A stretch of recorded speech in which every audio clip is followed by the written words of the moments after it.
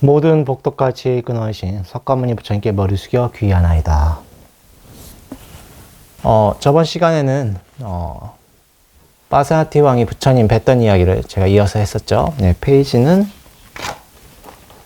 빠사티 왕이 부처님 뵙고 그런 다음에 그리고 부처님께 귀의하는 내용을 제가 말씀드렸었습니다. 그래서 세 번째 이야기까지 했었죠. 제가 담마에 대한 신앙 고백 세 번째까지 했었습니다. 160쪽입니다. 이제 할 차례가 160쪽이에요. 네. 160쪽 담마에 대한 신앙 고백 네 번째입니다. 부처님에 대한 찬탄한 것은 여러분들 특히 연불 수행자라면 부처에 대한 가랑심이 굉장히 중요합니다. 여러분들이 저희는 아직 번뇌가 있죠. 수행한다는 것은 그 번뇌를 이용해서 수행을 하는 것입니다. 내가 있습니까 없습니까? 여러분들 있죠. 네. 내가 무아라고 배우지만 무아를 체험한 적이 여러분들은 대다수는 없어요. 체험하신 분이 있을 수 있습니다만 무아라는 것은 이론이죠. 그래서 나의 의지에서 수행을 하는 것입니다. 그래서 나에 대한 집착이 너무 강하신 분들은 부처님께서 부정관을 시키셨죠. 부정관을 시킵니다. 근데 대부분은 나에 대한 집착이 굉장히 강합니다. 제가 저번 시간에 말씀드렸지만 자살한다고 하시는 분도 당장 데리고 와서 한 대 때리면 화를 내겠죠. 네, 그죠? 어떤 스님이 그러시더라고요. 너는 너를 사랑하니? 하길래 전 별로 저를 사랑하지 않습니다. 했더니 그럼 내가 너 때리면 괜찮겠니? 라고 하시더라고요. 제 사속 스님이신데 그건 또 싫습니다니까. 봐라, 너는 너를 사랑한다라고 하시더라고요. 실제로는 자살한다고 하지만 잠깐 너무 내가 고통스러워서 자살한다고 하는 것이지 자기를 사랑하지 않는 것은 아닙니다. 너무 고통스러워서 그걸 내가 피하려고 하는 거예요. 나에 대한 집착은 대부분 있어요. 아예 없는 분도 있을 수는 있어요. 100%는 아니기 때문에. 그럼 내가 있는데 그 나를 사랑하는 마음 이용해서 수행하는 것 중에 부정관이 있고 그런 다음에 너무나 자기애가 있지만 자기에 대한 어떤 자신감이 없으신 분들을 위해서 불타관이 있죠. 내가 부처다 라고 해야 되는 것이 있죠. 그래서 부처님께서 열반하실 때 마지막에 하셨던 법문 중에 하나가 자등명이 있죠. 그게 그 사상이 이어진 게 제 개인적으로 생각하기에는 티베트의 금강자긍심이라는 수행법이 있습니다. 수행법이라기보다는 기본 마인드예요. 나를 먼저 믿어야 돼요. 내가 금강신이다 라고 먼저 믿고 시작하는 게 있습니다. 거기서 시작을 해야 되는 것이죠. 근데 그 수행법 중에 제일 중요한 거는 나도 똑같은 부처님이다라는 것이에요. 근데 이것을 잘못 이해하시면 절대 안 되는 게 내가 정말 부처다라고 생각하시면 또 안 됩니다. 이거에 대한 비판은 유학자들이 좀 많이 비판합니다. 송나라 때 비슷하게 마조 도일 스님이 평상심시 도다. 평상심이 도다라는 것은 아마 전통 불자님들 많이 들어보셨을 거예요. 평상심 이 마음 그대로 부처다 하니까 유학자들이 그럼 니네 수행 왜 하냐? 불자들은 왜 수행을 하냐? 수행할 필요가 없지. 부처인데 왜 수행을 하냐? 그래서 그 비판을 가하고 그거에 대해서 새롭게 제시된 학문이 바로 성리학입니다. 수행을 해야 된다. 그렇게 쓸모없는 학문 무엇을 하냐? 세상을 지배하고 해야지. 그래서 전통 유학과 불교가 결합이 돼서 나온 게 성리학인데 정작 주자가 성리학을 처음 개발해서 세상에 내놨을 때는 기존 유학자들이 그건 불교 따라한 것이다. 너는 진짜 유학자가 아니다 했지만 성리학이 세상을 지배하게 되죠. 물론 성리학 자체에 한계가 있습니다. 그거는 불교 시간이니까 그거는 다음에 말씀드리고 그런 것들이 다 있어요. 그래서 기본적으로 수행을 왜 해야 되는지 꼭 생각을 하셔야 됩니다. 근데 그 시작은 윤회에 대한 고통을 꼭 생각하셔야 되는 것이죠. 윤회에 대한 고통. 근데 그거는 믿음이에요. 저희가 아직은 체험한 적이 없습니다. 저희가 고통스럽다고 윤회 하지만 체험하신 분도 있죠. 근데 그것이 소위 말해서 과학적인 방법으로 증명된 건 아닙니다. 그래서 부처님께서 뭐라고 하셨냐면 내 말을 그대로 믿지 마라. 점검해라. 점검하라는 뜻은 이해하라는 뜻도 있습니다만 수행해서 직접 경험을 해보라는 뜻도 있습니다. 근데 부처님의 말씀은 여러분들이 수행하시면서 경험해 보시면 정말 맞구나. 그런 것이 와 닿아요. 예를 들어 재행무상 같은 경우는 요새 들어 부처님 말씀이 더 잘 맞아요. 세상이 너무 빨리 변하기 때문에. 재행무상 같은 경우는 정말 빨리 변하죠. 그래서 저는 많은 분들께 기업의 예를 많이 듭니다. 여러분들이 잘 아는 아이러 스쿨이라든가 다모인 같은 것들 정말 괜찮은 기업이었고 대기업에서 그 기업을 살려고 했었습니다. 거절했을 정도로 정말 잘 나갔고 미래가 창창한 것 같았지만 시대의 흐름을 맞추지 못하면 없어지는 거죠. 애플이란 것도 원래 2000년대 초반까지는 그냥 그 MP3 플레이어를 팔던 회사죠. 그러니까 기본적으로 그것만 있지는 않습니다. 디자이너 계통에서 계속 명맥이 유지됐지만 세계에서 최고의 그룹은 아니었습니다. 그런데 어떤 흐름을 선도를 하면서 맞춰나가고 지금 세계 최고의 그룹이 됐습니다만 그것도 어떻게 바뀔지 몰라요. 시대의 흐름의 바꿈에 따라서 그것도 사람의 어떤 그 대중의 호소력이 있어야 되는 것입니다. 그런 것들이 다 부처님 말씀하신 거죠. 근데 세상의 변화를 요구하지 않는 가르침은 뭐가 나오냐면 꼭 신이 나옵니다. 변하지 않으면 뭔가 신과 비슷한 개념이 꼭 나와요. 그래서 변화의 가르침이라는 것은 불교만이 있습니다. 다른 종교에서는 변하지 않는 존재가 꼭 있어요. 뭐가 나와요. 불교에서도 변하지 않는 것이 있죠. 열반이라는 것이 성취할 수 있다고 하지만 그거는 여러분 직접 체험해봐라. 부처님은 그거에 대해서 말씀을 안 하신 경우가 굉장히 많습니다. 왜냐하면 말을 하는 순간 여러분들은 그걸 자기가 지식으로 만들어버려요. 부처라는 것도 여러분들이 생각하는 부처님 상과 제가 생각하는 부처님 상이 다를 것이고 부처님 그리고 뭐 다른 분들이 생각하는 부처님 상이 다 다릅니다. 기본적으로 뭐 태국에 계신 불상과 한국에 있는 불상이 다르죠. 그죠? 뭐 중국에 있는 불상도 다릅니다. 근데 그걸 이용해서 수행을 하는 것입니다. 자, 이야기 다시 돌아가서 부처님을 가랑하는 마음이 이제 연불 수행인데 그 완전함이라는 것이 저희가 개인적으로 생각하는 다 완전함인데 그걸 이용해 선매되면 마지막에 그 부처님에 대한 상도 버려야 됩니다. 그것이 바로 은강경 제6품에 나온 뗏목의 비유입니다. 원래 니까에 다 나오는 내용이에요. 그 수행법을 의지해서 자기 어느 정도 경지까지 올라가면 수행법을 바꿔야 됩니다. 그래서 불교에는 수행법이 단계별로 조금씩 바뀌는 게 있습니다. 부처님도 처음엔 사마타 수행을 하시다가 마지막엔 무슨 관을 합니까? 연기관을 하죠. 12연기관을 합니다. 그런 것들을 꼭 자기가 이해하시고 부처님이 이렇게 바꾸셨구나 이해하셔야 되고 연기를 관하면서 마지막에 모든 번뇌를 없애시죠. 그런 다음에 깨달음이 향유하십니다. 근데 거기에 집착이 남아있지는 않죠. 그것이 좀 다릅니다. 그래서 여러분들이 어떤 수행법을 하시든지 그 수행법이 절대라고 생각하시면 안 돼요. 예, 수행법이라고 하는 것은 모든 것도 마찬가지입니다. 불교라는 것도 어떤 원칙주의로 가면 안 돼요. 원론주의라고 하는데 그 시대의 변화에 따라가는 것이 있습니다. 근데 그 이면에는 꼭 있어야 되는 것이 나와 남이 다르지 않다. 또 나와 남이 다르지 않지만 또 나와 남이 다른 게 있다라고 뭐 말장난 같죠? 말장난 같지만 실제로 그렇습니다. 같은 인간으로서 아픈 것은 싫어하는 건 맞아요. 근데 좋아하는 건 달라요. 왜냐하면 저희는 지구별 여행자라고 합니다. 서로의 자기 원력에 따라서 생활하는 게 다 다르고 이번 생 하고 싶은 게 다 다르고 그 전생부터 가져온 습관이 다르고 때문에 같은 것도 있지만 다른 것도 있습니다. 그래서 불교에서는 이런 논을 말하지 않고 불이라고 해요. 다르지 않다. 그렇다고 또 하나는 아니다. 라고 하는 것입니다. 근데 그걸 체험하기 위해서는 여러분 수행을 꼭 하셔야 되고 그 수행의 시작은 부처님에 대해서 귀의하는 법입니다. 그래서 부처님에 대해서 찬탄하는 것부터 시작을 해요. 그래서 모든 불교의 기본은 삼귀의부터 시작을 합니다. 이 삼귀의가 안 되면 여러분들이 수행하시다 보면 긴가민가하는 자기 자신 믿지 못할 때가 있어요. 근데 그때는 법등명이 돼야 됩니다. 내 자신의 집착 때문에 이 법을 믿지 못하는 경우가 생겨요. 특히 여러분들이 수행하시다 보면 여러 가지 현상이 나타납니다.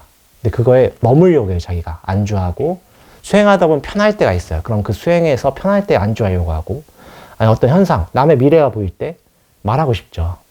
그렇죠? 어떤 자비심이 있는 경우는 그분께 가서 이렇게 하시면 몸이 낫습니다라고 말하는 경우도 있어요. 근데 제가 누누이 말했지만 그걸 말하면 안 되죠. 그걸 말하시면 안 됩니다. 자기한테도 해가 안 되고 남한테 해가 되기 때문에 그런 것들. 근데 그때 부처님이나 큰 스님들 말씀에 의지해서 법에 의지해서 수행을 해야 되는 것입니다. 그 자등명 법등명이 돼야 되는 것이죠.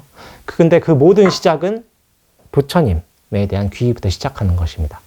지금 현재 빠세나티 왕도 제가 말씀드렸지만 32명을 자기가 친했던 친구이자 총사령관을 남의 모함을 통해서 죽였죠. 친구이자 총사령관. 그리고 반란군은 어떻게 합니까? 그 반란군은 그 그 가족, 친족들도 멸족이 되죠. 32명을 죽여버렸죠. 여러분들 왕이 지금은 이제 사법체계가 있고 또한 삼권 분립이 됐기 때문에 행정수반이라는 분이 소위 말해 자기 뜻대로 독재할 수 있는 시스템은 아닙니다만 예전 왕은 자기 마음대로 할 수가 있어요. 그래서 사람을 죽일 수가 있는데 이때 사법체계가 잡혀 있지 않기 때문에 자기가 의심하면 어쩔 수 없이 죽는 것입니다. 하지만 그 과보를 또 받긴 하는데 그 마음 상태 착잡한 가운데 부처님이 찾아뵙는 내용이고 그럼에도 불구하고 자기가 착잡할 때 그 도인들을 뵈면 마음이 편안해집니다. 네. 그래서 그 이야기가 이어지는 것입니다. 저번 시간에는 부처님께 그 부처님의 제자분들이 승가가 화합하고 이런 이야기를 했었고 오늘은 이제 부처님의 그 가르침을 다 모든 대중 따르고 뭐 그런 이야기 나온 것입니다. 그럼 어떻게 찬탄하시는지 자, 같이 읽어보겠습니다. 160쪽 담마에 대한 신앙 고백 네 번째입니다. 읽겠습니다.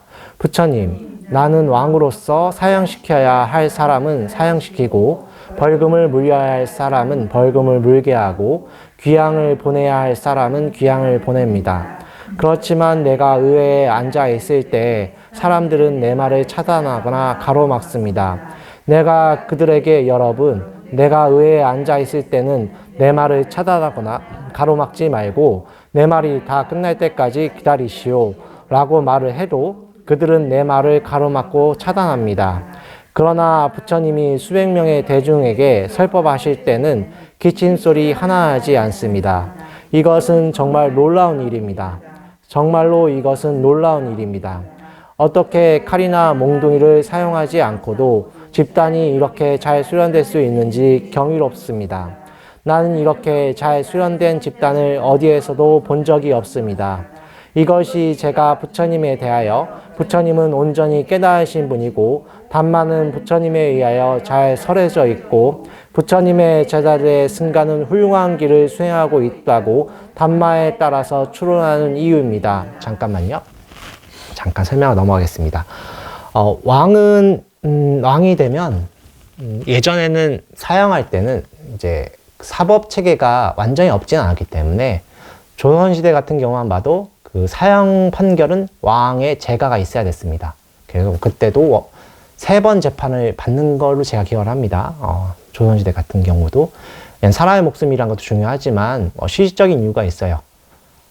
국가에 제일 중요한 게 인구이기 때문에 세금을 걷어야 되고 그리고 인력이 있고 전쟁할 때도 필요하기 때문에 그런 것도 있는데 그 사람을 함부로 죽이지 않았습니다.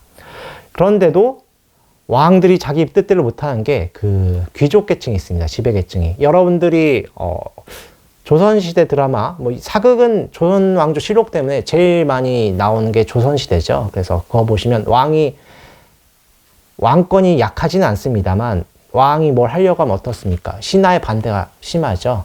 세종대왕도 한글을 만들 때 여러 가지 어떤 반대에 직면하셨지 않습니까? 마찬가지로 또한 왕이 너무 폭주하면 어떻게 됩니까? 연산군처럼 반정을 일으킵니다. 그러니까 왕도 너무 자기 마음대로 할 수는 없어요. 반정이 있어요, 또. 반정이 한 3번 있었지 않습니까? 그래가지고 3번인가? 네. 그 두 번이죠. 2번 있었기 때문에 자기 마음대로 또 할 수는 없어요. 그래서 왕이 자기 의견을 내비쳐도 마음대로 안 하면 좀 화도 나지만 또 그런다고 자기 뜻대로 할 수 없는 거죠. 근데 부처님 그러지 않으셨다. 왜냐하면 처음부터 그렇게 된 건 아니죠. 부처님도 중간에 대받았다가 반기를 든 경우가 있습니다만 부처님이 자기가 가르침을 직접 경험할 수 있도록 잘 지도를 해주셨던 게 굉장히 큽니다. 특히 상수제자 2분. 사리부존자님과 목련존자님 같은 경우는 굉장히 인기가 훌륭하셨어요. 그리고 사람들이 비구들도 정말 훌륭하신 분이 높은 상류층에 출가하신 경우도 있습니다만 하류층에 출가하신 경우도 있어요. 그때는 부처님 말씀이 그대로 전달이 되지 않는 경우도 있죠. 그리고 자기 습관이 있지 않습니까? 뭐 도둑 아라한들 중에 한 500명이 출가한 경우도 있지 않습니까? 도둑 500명이. 근데 그분들은 아라한가 얻지만 습이 안 없어지잖아요. 그때는 어떻게 합니까? 목련존자가 신통을 좀 놔두어서 좀 무력으로 좀 제압하는 경우도 있고 그런 게 있어요. 그런 것이 있기 때문에 이건 부처님의 말씀을 잘 따르는 것입니다. 부처님만의 뜻은 아니에요. 근데 그 시작은 부처님입니다. 부처님이 잘 교육을 시키셨고 또한 부처님이 법을 잘 설하셨기 때문에 이런 것이 가능했던 것이죠. 그래서 기침 소리 하나 나지 않는 건 정말 대단한 것 같습니다. 자기 뜻을 내비치지 않고, 또한 더 중요한 게 있는데 부처님의 법이 훌륭했기 때문에 그래요. 사람인 이상 아라한가 얻지 않으면 어떻게 되냐면 이득을 따지죠.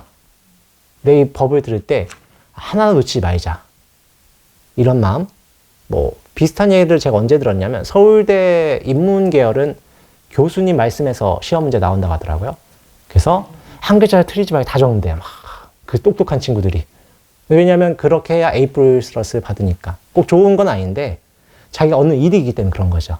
근데 부처님 말씀이 그런 거예요. 이 부처님 법을 놓치면 안 되는 겁니다. 왜냐하면 그게 하나의 체계성을 다 갖고 설법하시기 때문에. 여러분들이 초전법 들으셨으면 알겠지만 부처님 말씀은 기승전결이 확실해요. 처음도 좋고 중간도 좋고 끝도 좋은 법문을 꼭 하십니다. 부처님 말씀은 언제나 비유와 어떤 적절한 그 논리를 다 갖추고 가셨기 때문에 놓칠 수가 없는 거예요.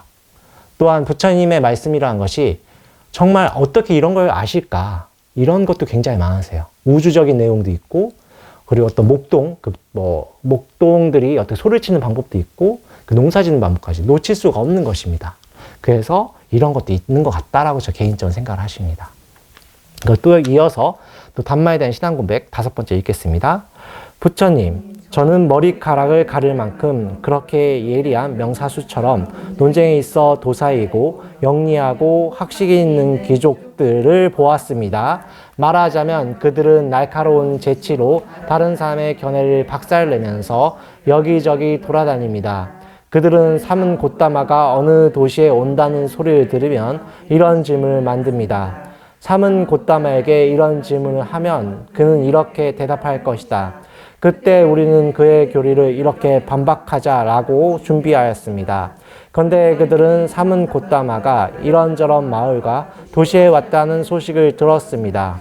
그들은 그곳으로 갔는데 삼은 곶다마는 그들에게 담마에 대하여 가르치고 분발케 하고 격려하고 기쁘게 하였습니다. 이런 가르침을 듣고 난 후에 기쁘게 된 그들은 전혀 질문을 할 수도 없었는데 어떻게 그를 반박하겠습니까? 반대로 그 귀족들은 삼은 곶다마의 제자가 되었습니다. 이것이 제가 부처님에 대하여, 부처님은 온전히 깨달으신 분이고 담마는 부처님에 의하여 잘 설해져 있고 부처님의 제자들의 승가는 훌륭한 길을 수행하고 있다고 담마에 따라서 추론하는 이유입니다. 네, 잠깐 끊고 설명드릴게요. 부처님 같은 경우는 육신통 하셨죠. 마음을 다 읽으시죠. 또한 그분이 전생에 무슨 일을 했던 것까지 다 아시는 분입니다. 비슷한 예로 예전에 백성원 선생님도 그런 걸 하신 적이 있어요. 그분들은 금강경 읽지 않습니까? 그래서 어떤 분이 금강경 하루에 21돌씩 기도를 했어요. 근데 어느 날 머리가 너무 아픈 것입니다.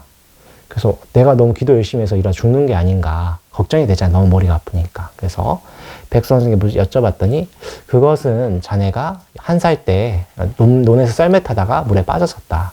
그래서 심정지에 왔었지만 기적적으로 살았다. 그것이 인이 심어진 것이 지금 빠져나오기 때문에 없어지는 것이다. 근데 사람은 자기가 보지 않으면 믿을 수가 없죠. 그래서 가족들한테 물어봅니다. 진짜인지. 근데 진짜였다고 하시더라고요.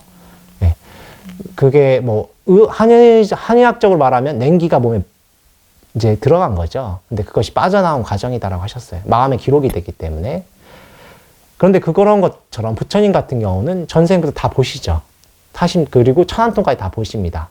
그런데 이분이 나의 말을 들을 것인가, 듣지 않을 것인가, 그리고 부처님과 인연이 돼서 다음 생에 수행할 것인가, 안 하실 것인가에 따라서 부처님의 말씀은 무기라고 해서 아예 대답을 안 하는 경우도 있습니다. 왜냐하면 이분들이 그 있잖아요. 우기는 사람들, 끝까지 우기는 사람, 그런 분들은 부처님이 아예 대답을 하지 않습니다. 예.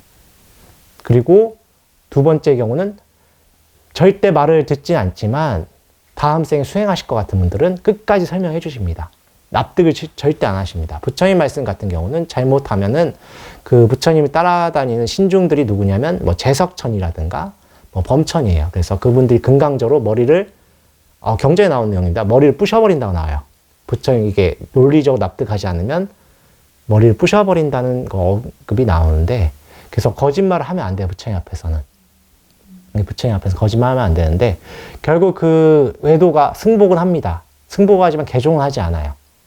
근데 다음 생에 그분은 제가 몇 번 말씀드렸었죠. 스리랑카에 태어나셔서 시론섬이라고 하죠. 아라한가에 성취하십니다. 그리고 세 번째 같은 경우는 이분이 부처님과 인연이 될 것 같다 싶으면 말씀 다 해주세요. 그럼 개종을 하죠. 개종을 하면은 그때서야 이제 인정하는데 그때도 개종할 때도 막는 경우가 있습니다. 제가 앞에서 그 자이나교 장군 이야기 말씀드렸었죠. 그때도 막으시죠. 개종에 대해서. 그런 경우는 어떤 그 지식적인 것도 있지만 부처님은 최고의 교육을 받으셨습니다. 그 당시에 최고 교육도 받았지만 천한통과 그리고 타심통이 있으셨기 때문에 가능한 것도 있습니다. 논리에서 밀릴 수가 없는 거죠. 그래서 감탄한 게 있죠. 뭐 부처님 살아생전에 이미 부처님은 굉장히 인간과 다른 분이라고 그런 인식이 있었어요. 그래서 부처님이 아픈 비구를 찾아갈 때 비구 스님이 막 아파 누우신 와중에도 부처님께 뭐라고 하시냐면 어떻게 오셨습니까? 몸소 오실 필요까지는 없으셨는데 이런 게 나와요. 왜냐하면 너무 신격화돼가지고. 근데 부처님은 나를 보지 말고 법을 보라고 하시죠. 거기서 이 몸뚱아리 언젠가 없어진다. 법을 봐라 라고 하시는 게 나옵니다. 어떤 스님이나 여러분들이 따른 스승을 너무 신격하시면 안 돼요. 제일 중요한 건 자기 수행입니다. 자기 수행이에요. 그걸 잊으시면 안 됩니다. 자, 이어서 담마에 대한 신앙 고백 같이 읽겠습니다. 부처님, 저에게는 이시다따와 뿌라나라고 하는 두 명의 검열관이 있습니다. 그들은 나의 음식을 먹고 나의 마차를 사용하고 나로 인해 생계를 유지하고 명성을 얻습니다. 그럼에도 불구하고 그들은 나보다는 부처님을 더 존경합니다. 언젠가 내가 군대를 이끌고 다른 곳에 갔을 때 나는 이들을 시험하게 되었습니다. 우리는 굉장히 비좁은 숙소에 묵게 되었습니다. 이시다따 뿌라나 두 감독관은 법담으로 밤늦게까지 보낸 뒤 부처님이 머물고 계시다고 들은 곳으로 머리를 두고 내 쪽으로 발을 둔 채 자리에 누웠습니다. 저는 이것은 정말 놀라운 일이다. 이것은 정말 경이로운 일이다. 내가 그들에게 많은 것들을 주는데도 나보다도 부처님을 더 존경한다. 이들은 틀림없이 부처님의 가르침 속에서 점차적으로 성취되는 뛰어난 탁월함을 알고 있다고 생각하였습니다.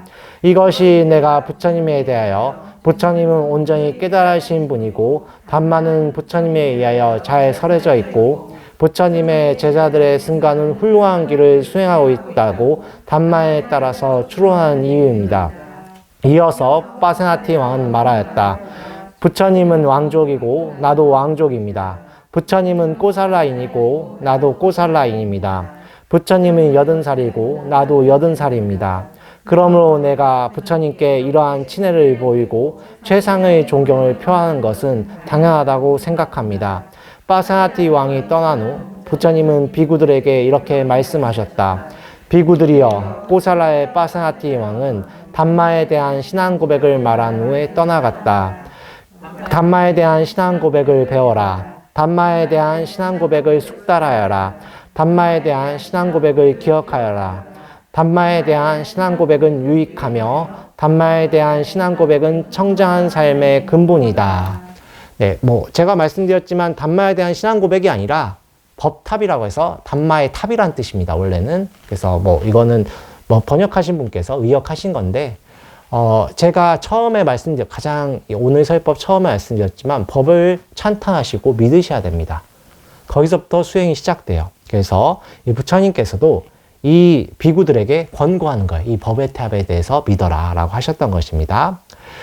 그래서 마지막에 그 6번째 신앙고에 보시면 알겠지만 부처님의 존경하는 것이 나오죠. 이거 왜 그러냐면 이 파세나티 왕의 시종들이 누구냐고 하면은 굉장히 부처님에 대한 신심이 깊으셨고 제가자로서 일례과라고 하죠. 사다함과를 얻으셨던 분들입니다. 그래서 부처님이 이분들이 가르침을 주고 그분들이 어느 정도 경제에 오르셨고 체험이 있으셨던 분들입니다. 그래서 부처님에 대해서 너무 고맙기 때문에 부처님 쪽으로는 발도 뻗지 않고 부처님 쪽으로 절호하셨던 것입니다. 여러분들 초발심 때 배우죠? 부처님 쪽으로 원래 발을 뻗지 않는다고 배우시죠? 제대로 이제 교양불교대학 배우신 분도 아시겠지만 그게 왜 그러냐면 저희한테 법을 전해주신 스승님이기 때문에 그래요. 저희한테 법을 전해주신 스승님이기 때문에.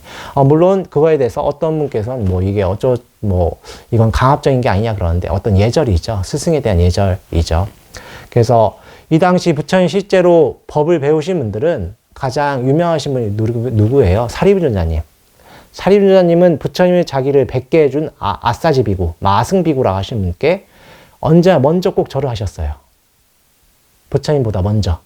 근데 그거에 대해서 사리부전자님에 대한 그 상수제자고 너무 지혜가 뛰어나셨기 때문에 다른 비구들이 부처님께 또 뭐라고 하시죠. 저거는 신에 대해서 경배하는 거다. 뭐 제가 한번 말씀드렸었습니다. 저거는 아직 브라마에 대한 그 습관을 못 버렸다. 외도다 라고 모함하니까 부처님이 아까 말씀드렸지만 타심통이 있으시죠. 저거는 아싸지 비구, 마승 비구한테 먼저 절하는 것이다. 그것은 인간으로서 자기 자신을 깨달음의 길로 인도해 주신 첫 번째 승에 대한 고마움이지 신에 대한 것이 아니다. 그렇게 모함하지 말라고 하십니다. 그 다음에 부처님께 오셔서 절을 하셨던 분이에요. 그리고 이때 이 시종이라고 하죠. 이 검열관이라 나오셨던 분들도 자기 자신을 이 윤회의 세계에서 건져주신 분, 승리자이셨던 분들께 너무 고맙기 때문에 먼저 절을 하셨던 것입니다. 이런 것들은 여러분들 스승에 대해서 먼저 고마워하는 건 괜찮습니다. 참 훌륭한 일입니다. 그렇죠? 하지만 한 번 더 말씀드리지만 그 이면에 꼭 수행을 먼저 하셔야 됩니다. 예. 그리고 그 전에 법에 대해서 먼저 귀의하시고 그리고 수행하실 때는 꼭 제가자분들이시라면 사회에서 열심히 사셔야 되고 수행자라면 또 이 승가로서 열심히 사셔야 됩니다. 부처님이 제일 많이 하셨던 말씀 중에 하나가 불방일이에요. 제가에서는 제가자로서 불방일 해야 됩니다. 그렇죠? 뭐 직업을 가지셔야 되고 직업이 안정이 안 되면 또 수행하기 좀 힘드니까 또 수행자라면 저희는 탁발에서 이제 얻어먹고 사는 거죠. 그래서 양가득제라고 합니다. 수행자들은. 양가득제가 뭐냐면 저희는 사회에서 역할을 하지 않고 출가를 했죠. 뭐 가족도 버리고 뭐 자기 자녀가 있다면 아버지로서 역할을 안 하고 출가를 했다든가 뭐 아들이라면 어머니 아버지께 효도를 안 하고 출가를 했죠. 그쪽에 죄를 짓고 먼저 출가를 하는 거예요. 그 다음에 이쪽에서 시주돈을 얻어서 몸을 유지하고 있는데 수행을 해서 여러분들 법을 알려주지 않으면 죄가 2배가 된다고 했어요. 양가 득죄. 그래서 부처님 집안과 불가와 그리고 자기 생가 양쪽에 죄를 짓는다. 그래서 게으르지 말라고 하셨습니다. 어른 스님들이. 네. 그래서 사회가 됐든 출가를 했든 불방일 하시면 안 돼. 게으르면 안 됩니다. 그래서 꼭 열심히 사셔야 되고 열심히 살되 지혜롭게 열심히 사셔야 되겠죠. 꼭 그리고 인간으로 살아야 되고 인간으로 산다는 것은 오계라고 하죠. 살생을 함부로 하면 안 되고. 근데 요새는 법체가 잘 돼 있어서 뭐 법만 잘 지키셔도 됩니다. 그 이면에 뭐가 있어요? 나와 남이 다르지 않다. 나와 남이 같다. 다 같은 존재다. 같이 아파하고 같은 걸 즐기고 배고프면 먹고 싶어 하고 그런 게 있다. 근데 이 모든 것들이 또 수행과 같이 갑니다. 수행을 하지 않으면 여러분들이 급할 때 어떤 게 나오냐면 내 생존 욕구가 나와요. 그래서 예전에 그런 말 있지 않습니까? 3일 굶어서 단 안 넘는 사람이 없다고. 힘들 때, 근데 그 최종적인 선택은 누가 하는 거예요? 내 자신이 하는 겁니다. 그래서 예전에 러시아의 그 소련의 정치범 수용소 중에 굴락이라고 있습니다. 굴락에서도 정말 거기서 너무 힘들어요. 거기 시베리아 형무소 가서 하는 건데 너무 힘든데 대부분의 사람들 마지막에 자기 욕망이 따라갑니다. 너무 힘들기 때문에. 정말 힘들어요. 생존의 위협을 받죠. 뭐 아오지탄강 같은 곳입니다. 근데 그 중에서 마지막에 자기가 자비심을 바라는 분이 있다고 나요. 그러면서 그 심리학자가 쓴 논문에 나온 건데 결국 마지막 선택은 본인의 몫입니다라고 나와요. 네. 근데 그 시작은 여러분들이 수행을 하시면서 나를 믿고 나를 먼저 믿어야 되고 내가 성취할 수 있다. 그리고 법을 믿으셔야 됩니다. 스승에 대한 가르침. 그래서 법을 찬탄하라고 이렇게 부처님이 말씀하신 것입니다. 나를 믿는 건 당연하기 때문에. 그래서 여러분들께서도 꼭 그 나를 믿고 그 법을 믿으셔서 이번 생에 좋은 결과 있길 바랍니다. 오늘 설법 이것을 끝내겠습니다. 나무 석가모니불, 나무 석가모니불, 나무 시아본사 석가모니불.